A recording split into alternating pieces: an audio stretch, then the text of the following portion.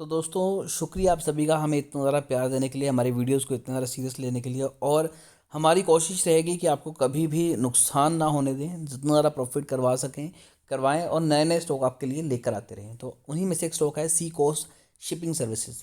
Adani group को अगर छोड़ दिया जाए पोर्ट को, तो उसके बाद कुछ बहुत ही छोटी कंपनी हैं जिनमें ग्रोथ की काफ़ी ज़्यादा अपॉर्चुनिटी भी है और वो अच्छा परफॉर्म कर रही है। उन्हीं में से एक है सी कोस्ट शिपिंग सर्विसेज।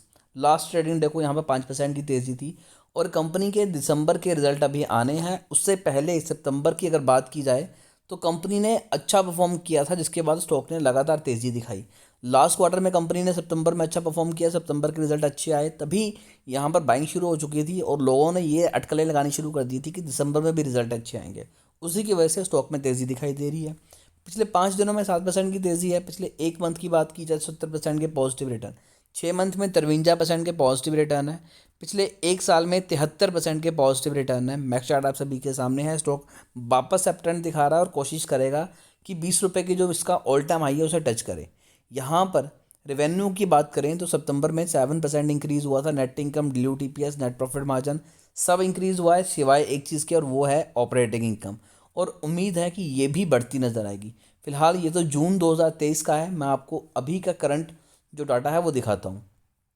तो यहाँ पर हम देख सकते हैं कि सितंबर 2022 में 109 करोड़ कंपनी की इनकम फ्रॉम ऑपरेशन थी। यानी कि कंपनी जो काम करती है वहाँ से जो पैसा आता है, उसके अलावा एक अदर इनकम भी होती है, इसके नीचे होगी, हम उसे कंक्लूड नहीं करेंगे, हम सिर्फ बात करेंगे जो टोटल इनकम कंपनी ऑपरेशन से कमा रही है। तो 2022 में यानी कि तकरीबन एक सवा साल पहले वो थी 109 करोड़, फिर हुई 111 करोड़, फिर हुई 115 करोड़। जून 2023 में एक फॉल दिखाई दिया और ये 100 करोड़ से नीचे हो गई।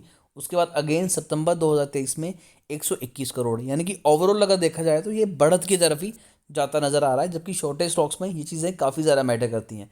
देन कंपनी ने अपने जितना भी एक्सपेंसेस था, चाहे वो एम्प्लॉय के ऊपर लगाया, चाहे कुछ भी लगाया, उन सभी को निकाला और अदर इनकम को भी निकाल दिया। फिर बात करेंगे profit and loss before tax, 10 crore. इससे पिछले क्वार्टर में था 7 करोड़, उससे पहले था 5 करोड़, उससे पहले था 6 करोड़, उससे पहले था 5 करोड़। कई बार ऐसा होता है कि कंपनी की सेल्स तो बढ़ रही है लेकिन कंपनी उसके बाद भी प्रॉफिट नहीं कर पा रही। क्यों? कंपनी एक्सपेंस इतना ज़्यादा कर देती है, फिर चाहे वो मार्केटिंग पे करे, चाहे वो एम्प्लॉयज़ पे करे, चाहे वो किसी और चीज़ पे करे। स्पेशली कोविड में ये चीज़ें दिखाई दी थी कि अपने एम्प्लॉयज़ पे कंपनियों ने बहुत ज़्यादा पैसा स्पेंड करा है, चाहे उनकी हेल्थ से रिलेटेड हो, चाहे किसी चीज़ से, तो उनका एक्सपेंस बढ़ गया। अच्छी सेल्स के बावजूद भी कंपनी प्रॉफिट नहीं कर पा रही थी, तो ज़्यादा लॉस में भी गई। बट ये चीज़ें बहुत शॉर्ट टर्म के लिए होती हैं और वो रिकवर भी कर जाती हैं। देन कंपनी ने टैक्सेस पे किया, तो नेट प्रॉफिट कितना निकला इस क्वार्टर में? 7 करोड़। इससे पहले 5 करोड़ था, इससे पहले 1 करोड़ था, इससे पहले 4 करोड़ था, उससे क्वार्टर से पहले 3 करोड़ था। यानी कि सितंबर 2022 में।